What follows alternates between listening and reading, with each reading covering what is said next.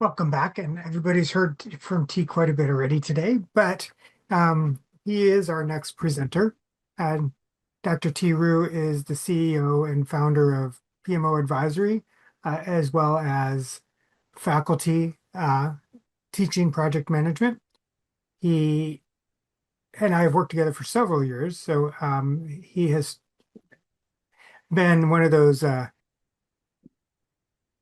mentors to me that he hasn't really realized, has been in an official capacity. So I'll let him introduce himself and his next topic, the making of a chief project officer. Thank you so much, Anthony. I didn't realize I'm a mentor to you. Now I'm almost afraid to say something because I may direct you in the wrong direction and screw your career up, and that weight of that is going to be on my shoulder. Um, I will say a little bit about me for those of you who may not know me. I've been dabbling in the world project program portfolio management for the past 30 some years. Um, I do have three jobs, as I jokingly call it. I am the CEO of PMO Advisory. As you can see here, we're doing something that's really quite fun, very close to my heart. I'm also a full-time tenure professor at Montclair State University. Occasionally, I teach at other universities as well, mostly to help out since I sit on some of the advisory boards. And my third job, as I jokingly call it, is that I volunteer a lot, and currently I am the chairperson for PMI Standard for Portfolio Management. So as you can see, I'd like to do quite a bit of things. What I want to talk about today is really a growth strategy of how to really transform yourself from let's say, a technical project manager that you start out into somebody I think that could be high quality project executive, including the chief project officer. This here, what I'm presenting, is partly based on a research that I have seen, but mostly it's actually a personal journey. And I'll share with you, I don't think I'm actually at the level where I want to be. And given where I am, my age, and everything else, I'm not sure if I fully will be able to get to where I want to be. But nonetheless, to have a visible roadmap, more of a system-wide thinking about one's career can be very helpful, even for myself. So let's just start out by saying that becoming a chief project officer isn't just another step up the career ladder. That's what I used to think. But I actually now think it is far more a structural shift, a deeper shift in how one think, lead, and create value. The CPO role, aspirationally speaking at least, sits at the intersection of strategy, execution, enterprise transformation, when where ambition either becomes competitive advantage or collapse under its complexity. And I see this even as we work with various our client organizations on consulting. In some cases, project management is truly able to transform them. In other cases, for whatever inherent resistance and reasons, introducing greater project management, the discipline, etc., sort of maybe not collapse a bit too strong, but it makes the organization sometimes even act worse than it would be otherwise. And those are some of the questions I ask myself all the time. How do we make those changes? Because theory is one thing, to do it is quite difficult. As organization accelerates digital transformation, expand portfolio, operating environment defined by volatility and interdependence, I think today's project leadership model are no longer sufficient. There used to be a study out there. It's a longitudinal study. It's the Standish Chaos Report. They stopped doing it, unfortunately, about a couple of years ago. But they had almost a 30-year data. And what's most amazing about that set of data is they basically, one of the questions, a very basic question, what percentage of project is successful, what percentage of project are challenged, and what percentage of project fail. In that 30-year span, the number barely budged. The percentage of project fail, for example, and when we say fail, they fail utterly, not challenge. Challenge would be the middle category. It hovers somewhere around 18 to 20%, with very little exception throughout that period. And the percentage of project that's successful, um, hovers right around a third, again, without almost exception, without too much deviation. So you have the middle, which is roughly 50%, 48 to 50% that are challenged. So it's amazing to think that when I started out in the world project management 30 years ago, I don't know how many PMPs out there, but when I became PMP 2003, I estimated there were about 7,000. Today, fast forward 2003, 2026, 23 years later, there's about 1.5, probably 1.6 million PMPs. So with this kind of tremendous growth in knowledge, the actual project success rate isn't corresponding to that kind of number. It's just not much better, right? So this is where I really started thinking about what is the meaning of project execution? How do project managers add more value? And CPO above all, where do they stand? And so this combined into this presentation. Clearly, delivery excellence alone doesn't guarantee success. I think all of us know that you could apply the world best project management to a project and the project still fail, right? At the CPO level, that matters even more. So what truly matters, I think, is more strategic coherence, the ability to translate intent into outcome across the organization. From a CPO perspective, there are really a couple of mindset changes that need to happen. The CPO is not just a head project manager. And I wrote this article, which I'll share once it's published. There's actually a precursor to this article I already published in Psychology Today, and later you'll see. It's a little bit more general. I plan to publish another article on more about the CPO. But it's about the strategic capability, having the different mindset, and having the enterprise perspective. So why do I believe the CPO role need to exist? As I started in this summit, I said, I don't know how many CPOs out there. I did some LinkedIn check in. Let's face it, it's in the thousands. Considering the population on LinkedIn, that's not a high number. But if you look for chief project executive, you do find a lot more.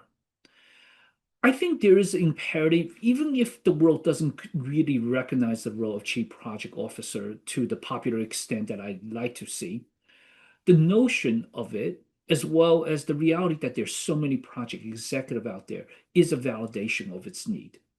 For decades, organizations treat project management as operational function. In fact, if you look for old books on management, you'll find project management as a part of operation management. So it's necessary but peripheral to strategy. PMOs, for example, focus more on governance, reporting, compliance, and success is typically measured in did we meet our schedule. In fact, I won't mention the company name because I'll probably be in trouble, but I was the global project director for one of the leading tax audit advisory company, and I resigned from the company. And on the day right before I was ready to leave, my boss's boss, which was the CIO of the organization, and say, T, let's have breakfast. And he's a technical craft. So he started the meeting without even saying hello. And he just started saying, hey, T, I heard you do projects slowly. So he wasn't really that sorry to see me resign and go. And so I stepped back and asked, look, let's call him John. John, um, what do you see the purpose of project, at least under my watch? I was leading the project services. And he said, of course, is to deliver things on time and et cetera. And by the way, you took your time. I said, okay, fine. Was I ever late? He said, no, not really, but you took all the time. And by the way, you also took all the money that was given to you to do the work, at least for the most part. I said, but I don't necessarily see our job as delivering just things on time. I mean, those are important parameters. I'm not saying they're not. But my goal is that we develop and deliver work that people will use. Our average adoption in the organization, I don't know, there's no real study, but my experience told me it's barely 40% if we're lucky, possibly even under 30%. So if you look at the programs that I led and developed, the first phase was 86% adoption. The second phase was 94% adoption. To me, that is far more important than the fact that you deliver something faster and way before time and maybe use less money, but you have adoption that's only 30 or 40%. And that's how we ended sort of our conversation because we didn't clearly agree. He wasn't sorry to see me go, and I was happy to go. So that was friendly enough. By the way, some years later, we actually had further conversation, and that was more enlightening. My point here is that a lot of people sees project management really as a utility. The fact that is it on time, is it on budget, that's a great project. But project managers have the bad reputation often of what I jokingly call tossing things over the fence. We develop something, we toss it over, hopefully somebody else catch it. This model, I think, especially in today's world, will no longer work. A study from McKinsey, for example, shows that less than a third of the respondents who responded to their massive survey, who participated in transformational initiative, said that they were actually successful. And it's typically not because of just poor strategy, but because organization cannot execute consistently across the silo. So in that, you are only as strong as the weakest link. In short, strategy is plentiful. Disciplined execution is not. And you could see that in different study. PMI also did a study, and this is a little bit outdated, but this number pretty echoes. And I like this number. Out of every $1 billion spent, about 12.2 percent or $122 million are wasted. Right. And by the way, it's funny. I was talking to one of my European friends who was formerly a head of a very large construction company in Europe. And he told me our waste in Europe is actually more $140 million. So our goal is try to get to the average of 12.2% or 122 million. So I thought that was, a bit telling. So the point here is that projects are extraordinarily wasteful and transformation often fail. In fact, there are even studies that show that executives leading those initiatives believe their project or program transformation initiative will fail from the beginning, which is more telling why people want to take on what they already see as a failed initiative. So at the heart of the CPO role, the role is about enterprise strategy delivery to make sure that the investment initiative in programs, projects reinforces one another, align with the strategic priorities, and deliver measurable value. Execution is no longer an afterthought, it becomes a competitive differentiator. So let's go to sort of that was the premise. And here now I'm thinking about the 5 stages of growth. And let me first start to admit that I am not sure where I am exactly on this. It goes up and sometimes it comes back down. But this is really my personal journey that I'm sharing. Some of it is based on research, much of it is based on my first experience. Stage 1 is really mastering the art and the science of delivery. And this is where we work diligently, building the technical skill as well as other skill to make sure that we are able to work under pressure. Stage 2, this is where no longer just pure pressure constraints. This is about developing judgment and instinct. Working in a VUCA environment. VUCA stands for volatility, uncertainty, complexity, ambiguity. So we're not dealing with things that are deterministic. We're dealing with factors that frankly outside of our control. That's a stage 2 development. Stage 3 is really shifting from being a contributor, individual contributor, to more making an impact by leveraging the team and of course tying in with the strategy. Stage 4 is the human-centric shift, leadership beyond the mechanics. This is when you need to mobilize belief and build a culture of execution excellence. So it's really no longer about you. For that matter, it's not really even about your team. It's about you, your team, and everybody together making these change happen. In stage 5, which arguably, by the way, I'm not at, or at least if I'm at, I'm not sure if I'm at. It's a shift of mind from tactic to strategic. That's a little bit easy, but letting go is hard. Trusting others is easier than completely letting go because it's no longer about you. It's no longer about your capability. It is about your ability to influence and find ways to make the whole work better. So we'll dive a little bit detail into these 5. And by the way, feel free to disagree with me. You don't have to agree with me. Like I said, it is my personal journey too. So, stage one, mastering the fundamental delivery. Um, I think every chief executive, by the way, it's not just CPO, begins the same way. They learn how to get work done. Otherwise, if you can't get done, chances are, unless it's a family business and you're born into being the designated um, caretaker, right?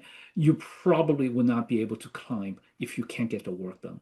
So early career roles such as project coordinator, analyst, project managers are where leaders build the technical foundation and later enables the strategic authority. These roles teach us discipline under pressure, how to plan realistically, manage trade-off, mitigate risk, and deliver when constraints collide. And of course, there is a lot of people skills, strategic skill. This is not to put them aside. But in that very early stage, and probably for a lot of people, it could take them first 6, 8, 10 years to master this stage, right? To the ability to work under tremendous amount of pressure. And I think for a lot of the project managers out there, I'm sure all of you have done things that you could say, wow, that was tough, but we got it done. So the technical skill here is really where the emphasis is. The ability to learn to manage change, cost, stakeholder management, schedule, risk, different technology tools. By the way, this is also the layer in which probably AI can make the most impact. I hope today, for example, if you're working on a project, that you probably will leverage AI. The other day, I just was experimenting with assignment I want my student to do. So I put in a pretty smart prompt, a very detailed prompt about analyzing risk in a construction project in a pretty tough environment of creating, XYZ type building. And I asked them what are the risks I need to consider. ChatGPT gave me a pretty good answer. I would say that's probably 75%, 80% right on the mark. So to me, AI tool is wonderful to use. However, in this age of AI, unless we have the technical skills, we become lazy. And so, in my view, even in this level one, stage one, developing that strong technical skills with the right judgment is probably ever more important than ever before because now we have to evaluate the work from ChatGPT, for example, or from others. In some ways, we may very well become the last defense against hallucination. If we don't have those technical skills, we cannot tell whether it's hallucinating or not. And of course, as I'm sure people know, in project management, a small deviation in initial condition can set the project on a completely different path. And obviously, the greater the stake and the importance of the project, the more we have to be right. So think about that. What we are building over that time period, of course, is delivery judgment. And these are just not tactical skills in terms of the technical things that we learn. They are pattern recognition tool. And over time, experienced leaders that we become internalize how decision ripple across timeline, budgets, people, scope, conflicts. And here is where I want to make a shout out to PMI with a lot of this certification. Some of them are core, some of them they call it a specialty. But these certification alone, of course, are insufficient. The critical outcome at this stage is really developing that judgment, delivery judgment, the instinct to know when the plans are realistic, risk are material, so we need to focus on versus hallucinated by ChatGPT, and trade-offs. These are things that's unavoidable. And PMI study have consistently shown that certified professionals can deliver higher project success rate and stronger stakeholder confidence. Stage two. This is when we start to still do the work. We're still hands-on. We're still the worker bee, so to speak, and maybe leading other bees working. But we start getting into the realm in which we are dealing with the VUCA environment, meaning it's volatile, so very dynamic, customer change their mind, uncertain, inherently maybe working on technologies that we don't exactly know the behavior, complexities with many of the potential human factors, technical factors coming in, weaving into a network of very challenging situation and ambiguity. These, in this phase, in a lot of our growth, is really we're probably working on some things that may be seemingly impossible, at least at the beginning. And the art is to make it possible. These mid-career roles include senior project managers, program managers, even portfolio managers, where we strengthen both the technical acumen and have a notable shift toward managing messy situation that has some combination of technical complexities, politics, interdependence, strategic alignment. And I'm pretty sure every battle-tested professional here on this conference has war stories from their experience of overpowering these seemingly impossible situations to deliver benefits to the organization. Maybe not all the benefits they want, but enough of it that you could claim that the project is done. So some examples, and these are just examples because I think the skills I hear is really where they're truly a sort of explosion of the different skills, depending on your industry, your particular function area that you work in. But some of the most common ones is strategic alignment, clarity and navigation, governance, performance, uncertainty, sustainment, ability to sustain the benefit that you achieve, and then manage complex stakeholder scenarios. The important shift at this stage two is really developing the instinct, judgment, and discipline to tackle uncertainties and complexities. Successful leaders at this stage are able to sense and feel, and sometimes, go beyond just measurable data and optimize the resource to deliver the best possible set of benefits. I found, at least in my personal experience, by the time I get to this stage, I probably never had a program in this stage that I satisfy all the stakeholder. I still remember one of the first major type program that I led was helping to build a new division in the organization. It's a financial service organization, and they want to take an outsource set of capabilities and bring it in-house. So it was an in-source project. And it was very messy because clearly we didn't have all the knowledge. That's why it was outsourced in the first place. And along this journey of this program that we were undertaking, we learned new things. So we're constantly bringing new components that we didn't anticipate. And if it's not at the component level, some of them are at regulatory level, so task level, and deprioritizing a lot of things to say, well, maybe we don't need it on day one. We could build this in phase two. And the program, when it was delivered, I still remember the top 5 executives have very different sentiment. CEO was extraordinarily happy because we finally proven to the market that we could deliver something. So we actually launched on time. The COO, which I reported to, was happy because 1, he was already a personal friend, and 2, there's something to sell. So he's happy to deliver. The third, which was the most senior vice president that we have in the organization, she was very unhappy because we descoped a lot of the technology automation until phase 2. And she really wanted them and considered the program to be just inadequate. The 4th executive was actually another vice president in charge of managing this department. She was pretty happy because of the fact that we now have a department that she could lead. And then the 5th is really more of a category of the other C's, the CFOs, CIOs, and they vary a little bit. But that was a typical profile of, satisfying stakeholder. You have 3 people clearly pretty satisfied, 1 person clearly very unsatisfied, and another bunch that was a little bit more mixed. And I found that to be my situation really from that point on in my career. From that point on in my career, I had never developed a program, finished a program in which every key stakeholder were happy. And so you are always already working in this very volatile environment in which there are different sets of direction. A shout out to PMI in terms of its certification around program management, portfolio management. These are great certifications. 1, you just stand out from the PMP. Let's be honest, there's 1.5 million PMPs, and this makes you stand out. But more importantly, they really give you not just the validation of the knowledge and experience, but also that overarching unifying framework to solidify one's standing. And I could say this from both experience inside and out.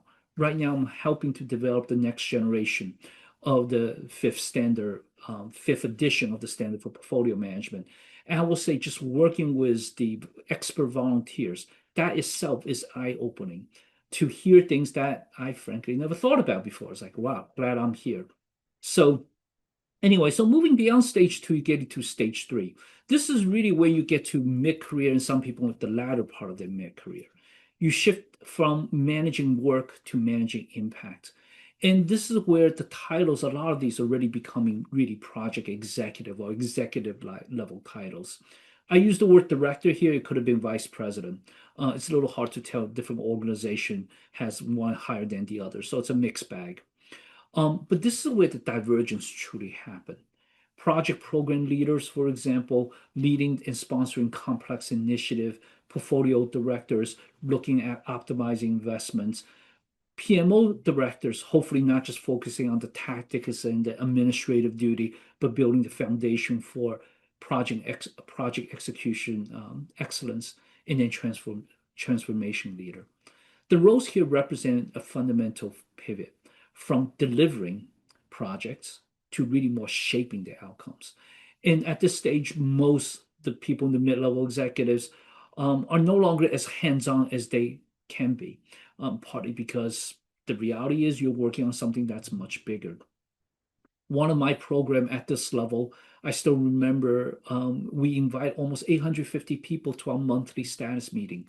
It was so big that we had to hold our status meeting 3 times in 3 different time zones: the North, South America, Middle East, Africa, and Europe, and then the Asia and the Oceania and Australia, right? So you can no longer really impact the work at a hands-on level. It's just too big. There are too many stakeholders. There's too many people.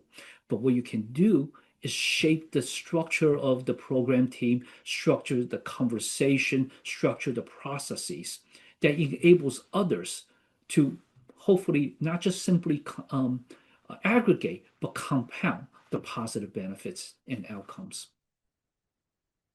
So the old question of, is the project on track? I mean, it's still good to ask. I wouldn't say I don't ask the question, but the better question is this the right project? And is it creating value? Or if you're already working on the project, is this the most effective way to do it? And what are the problems we're trying to solve anyway? So all of that can help you shape the approach, shape the solution. And this is where the strategic skill sets start to take shape. It develops a core capability that separates the future CPOs from career project managers.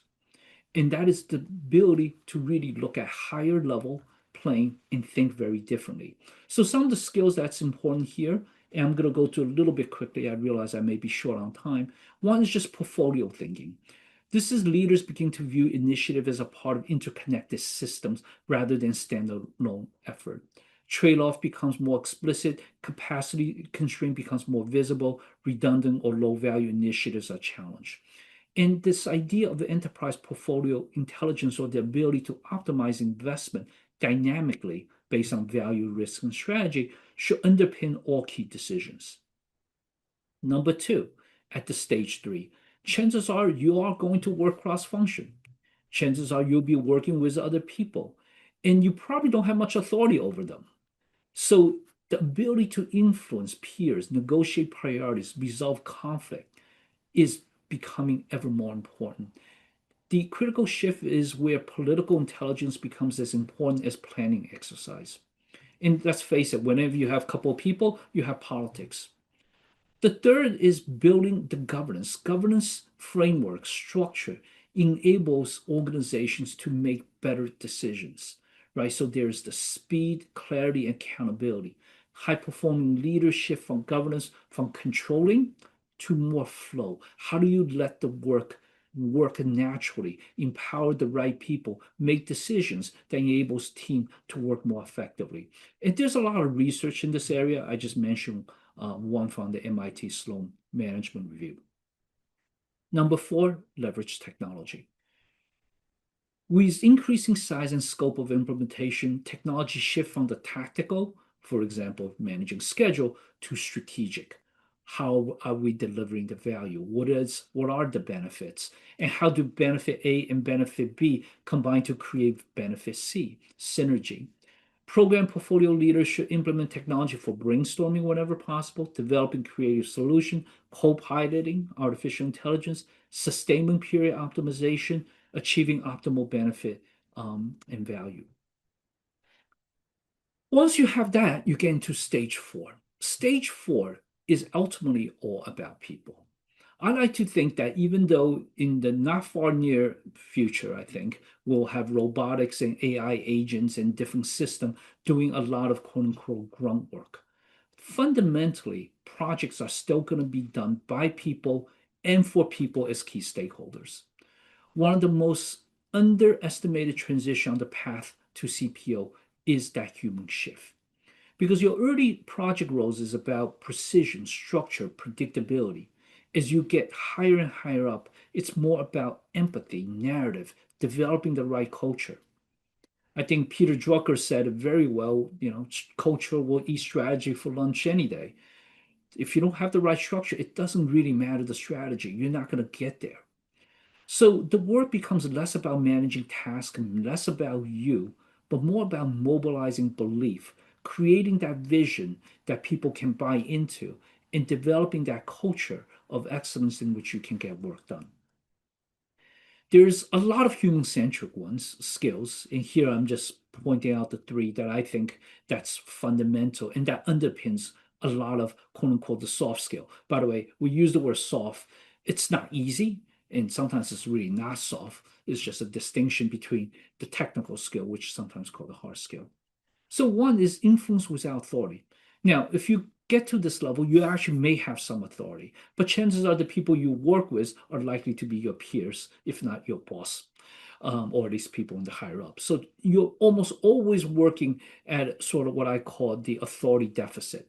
In other words, not enough authority. And by the way, that's even true when you get to the CPO too, because they have to work with the CFOs, CIOs, and the CEOs. So CPOs operate at that enterprise level where the power is likely to be more distributed. This is where persuasion, not position, becomes more important. Change leadership. There's a lot of studies here. Prozac found that projects with excellent change management skills are 6 times more likely to meet the objectives. So CPO here has to internalize that execution fails when people do not understand, trust, or believe in change.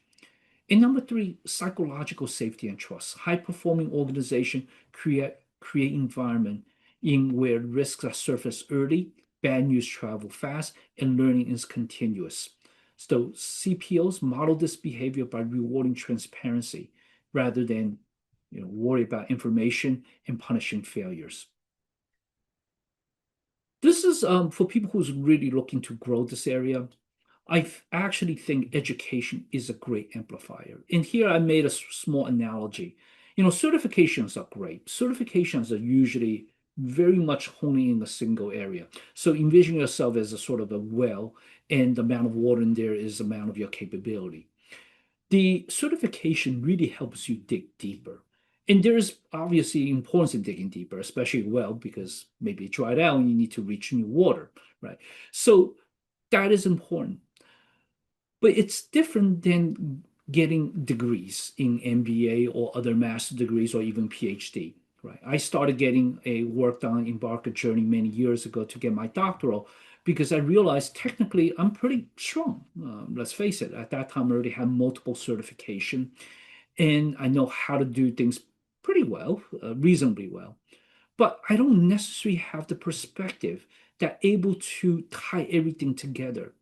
So I pursued my doctoral in my late 30s. I think so, yeah, late 30s. It took me about 12 years. In between, had a kids, multiple job changes, so delayed it. But it was a journey to reframe what I consider to be perspectives. It widens my perspectives in different capabilities. So I think education is a great amplifier at this point. And by the way, in some ways, I'm thinking even going back to school, but maybe not formal degree at this point. Stage 5, this is where now you have another shift. So before, the first stage is about the technical skills that you develop. The second is about ambiguity, complexity. The third stage is really about taking all that together, start thinking, having that strategic mindset. The fourth is about people, leveraging people as a truly strategic asset. In this stage, number five, I actually think it turns inward. It really asks the question is, who am I? What do I do? What do I believe in? What are my values, as Lars just talked about? And it is not a skill base, it is psychological. As a short story here, I recently started taking Tai Chi. Many of you here probably know that. So I've been now being a Tai Chi, taking Tai Chi classes for the past 3 years. A lot of it, interestingly, is about believing in what you're doing and letting go of your instinct. So one of the exercises we do is push hand. And almost immediately, if you think about yourself, somebody push you, your body probably stiffens and reacts, right? For Tai Chi, that is wrong. Ironically, the better way is relax, soft, absorb that energy, and maybe even utilize that energy in your counter. Tai Chi is yin and yang. So I'm finding that this stage is actually connected mentally to my Tai Chi. But tactical leaders, for example, derive value from control. I have it under control. I know where the status is. I could tell you the detail of the milestones. And of course, yes, I am involved in that meeting. I could, help to facilitate and get things done. Strategic leader, when they think about how they derive their value, it's about leveraging. Do I have the right structure? Have I made coherence between what we're doing and the strategy, strategic alignment? And you really don't necessarily look at day-to-day activities or time frame as much as what are we trying to do? Are those things the right thing we're trying to do? And are we getting there? And this requires letting go, which I found to be the hardest. Just like in Tai Chi, when somebody push on you, your job isn't to stiffen and respond and push back. It's letting it go. Let that energy comes into you. Absorb that energy. And maybe at the right time, if it indeed is, I'm doing it for health, but if it's a martial art, then there's the counter. So letting go of being the expert in the room, letting go of managing every detail and micromanagement, letting go of equating activity with impact, and start truly believing that impact is what you're going after. And once you're able to do that, this is where I think you let go of sort of not necessarily the, if you think of monk, earthly desires, it's not quite there, but letting go of the need to control and looking beyond just activities and looking at truly at the value, starting with yourself. The transition to chief project officer does not occur through promotion alone. It happens when leaders consistently demonstrate measurable benefits and impact. And later there was even a question asked about that in Q&A. We'll review that. But some of the things of business impact that you can look for: time to market, especially if you're in a very innovative, competitive industry, accelerating that time to market is important. Reduce execution risk, increase benefit realization, improve capital allocation, execution excellence culture, creating that, and having that strategic alignment. In other words, CPOs make execution predictable, scalable, and strategic. So going back to, who am I? At this stage of professional growth, professional development, personal growth becomes ever more intertwined. As responsibilities grow, decisions affect not just the individual, but wider context. It is natural, I think, for conscientious and thoughtful people to feel this complex sense of entanglement. Thoughtful leaders often turn inward and start truly examining who they are, what they believe, what they will do and not do. And by the way, what you're not willing to do is a part of strategy. Strategy, at the end of the day, is about what you're willing to do or organization want to do and what you're not willing to do. And yes, there's always going to be a little bit of a gray area, but you minimize that gray area. The growth here is not about learning new skills or competency, but rather how comfortable they are with themselves and the consequences of their actions, behaviors, and decisions. And at this point, there is no single path, there is no right answer. As many as there are human beings on this planet, there are that many paths. And even though there are many examples of others in this journey, your journey is still yours alone. And the ability to confront loneliness is a very common phenomenon. And so overcoming that loneliness, because when you make certain hard decisions, ultimately it is still your decision. And that's when they say the buck stops here. So some final thoughts. The Chief Project Officer is not a title you grow into by accident. It's a role you earn by thinking differently, leading differently, and delivering differently. As organizations continue to struggle with execution at scale, the CPO stands as the executive who ensures strategy survives contact with reality. This is a sort of a play on the words of a famous general in which he famously says strategy does not survive the first contact with the enemy, right? So they phrase that a little bit differently. For professionals willing to make the leap from managing work to shaping enterprise outcome, the opportunity has never been greater. This is what I mentioned. I recently did publish an article. I actually wrote the article in the context of this presentation. And you can see I just published this 5 days ago in Psychology Today.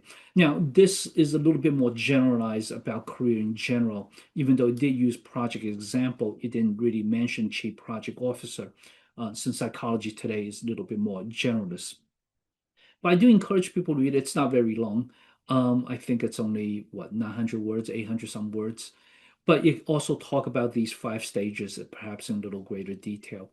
And separately, I'm working on a more detailed paper. Not sure who will accept it and publish it, so we'll see. If it doesn't, then I'll just publish on my blog site. But that really provides a little more detail to what's here in this presentation. So I hope everybody have a chance to read it, or we'll share it with the people here once it is published. Thank you. That's all I have planned for my session. And now I'm open to question and answers. Or I've We been don't so good that see, nobody so if has questions. has any questions, remember to use the Q&A part of the webinar down below, or if you have any general comments in the chat.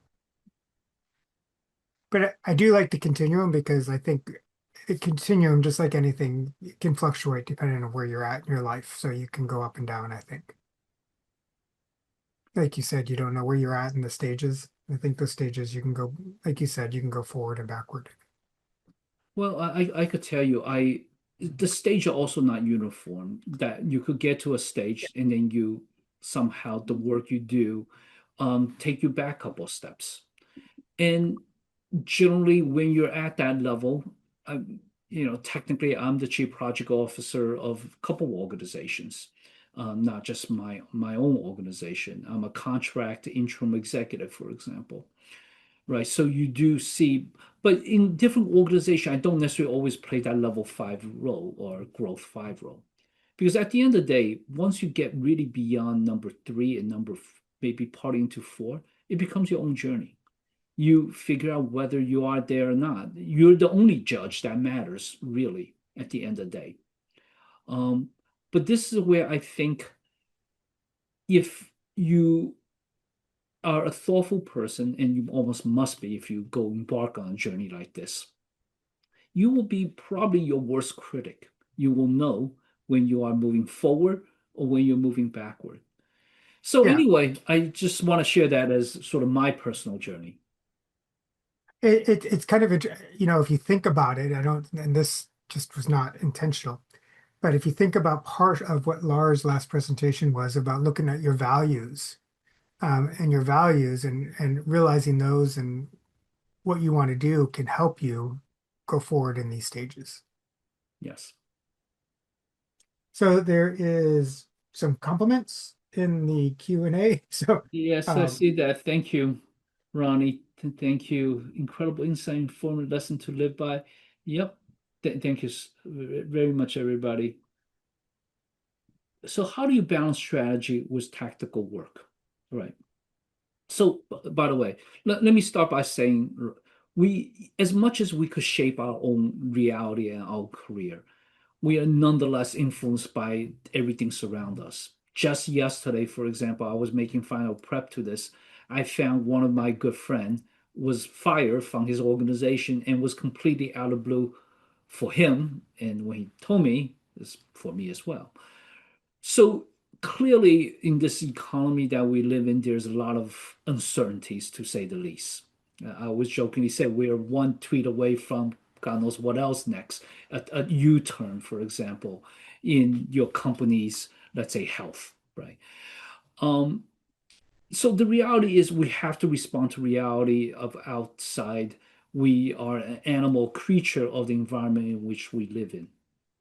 So a lot of these things are turning inward, is that when you have a choice, what do you do? I think Shipla asked the question, so how do you balance strategy versus tactical work? The short answer is it's not easy. At one point in my career, in my job, I was leading the project services. At that more bigger picture front, to me, the work was actually tactical because it was just doing things, getting a paycheck. I need to survive, so good paycheck, not complaining. But the strategic work is I was really questioning, where am I? What am I doing? And this is where I eventually decided to resign and actually start PMO advisory because I believe it matters more. And when my university found out I had more time, I was an adjunct professor at the time. I started teaching more. And next thing you know, I became a full time. So I had two jobs. But to me, that changed. The work that I did at that tax audit advisory company was tactical work, even though the work itself for them was quite strategic. For me, it was I just want to get a paycheck, right? I need to survive. I need to pay my mortgage. I have kids. I have wife. So that's very practical. And I'm not saying I'm doing a bad job, but it's no longer where my heart is. My heart is building somewhere else. So I think you're constantly looking for that balance. And just like the question I asked Lars before, what if you have two values that conflict? Because clearly that was conflicting. Um, you try to find the middle path. And unfortunately, there is no easy answer, right? I jokingly say, and Anthony probably knows this, my plan A in life is to win the lottery. Right now on plan B. Yeah. What can I say? By that definition, I'm sure a lot of us are on plan B. You have another question from Gareth. Okay, see, great session. How do you grade yourself and manage one's own expectation with beating yourself up while, sorry, shifting, beating yourself up while setting manageable goals to get to the next stage? So here's what I do. Um, I stop setting up goals in which I really have no chance of reaching because it's draining and it's probably pretty unsatisfactory when you can't get there. So my joke is right now, for example, I have no chance of climbing Mount Everest.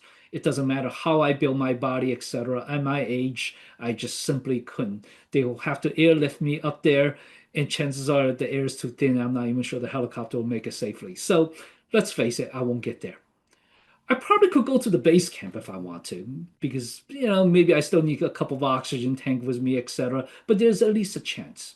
So what I do is, Gareth, is I make stretch goals. So I set my goals up in such a way that there are components in which I know I could at least achieve some, and even achieve some may be a little bit hard. So it can be easy because it's not fulfilling if it's easy, but it also cannot be impossible. And then I also then within that context set up a little bit stretchier girls. And maybe I'm only able to get 70, 80%. At the end of the day, though, I do have to say, I in the last 10 years, I learned how to forgive myself more so than before. And maybe it is a form of letting go. Sometimes, even with the best intent, trying the hardest, you're not going to get to because there are conditions in life in which you don't shape. Just like my friend yesterday, completely out of blue. I have no idea what to say. And, now I have to figure out how to comfort and obviously value that friendship and maintain that. My point here is there are going to be surprises, positive or negative, that you don't expect. I'm still hopeful that positive surprise will win the lottery, by the way. But yeah, I did buy the lottery ticket the other day. So anyway, so that's how I don't necessarily give myself a very strong grade. Actually, in my pocket, in my wallet, just like what Lars is saying, I actually written down the five values that I believe in. And I put a little definition on things I do and I wouldn't do. and to be fair, I sometimes violate those my own values and principles. Like I try to be a nice person, but I have short temper. And because I have short temperament, sometimes it's really hard to be nice when you're confronted with very dumb questions and situations. Right. So I forgive myself because I am a human, but I try to do it less and less. I think that's it. We have time for a 5-minute break before we bring on our next presenter, Raquel. So we can do our bio break and we'll be back at 12:45. Thank you so much, Anthony. Thank you.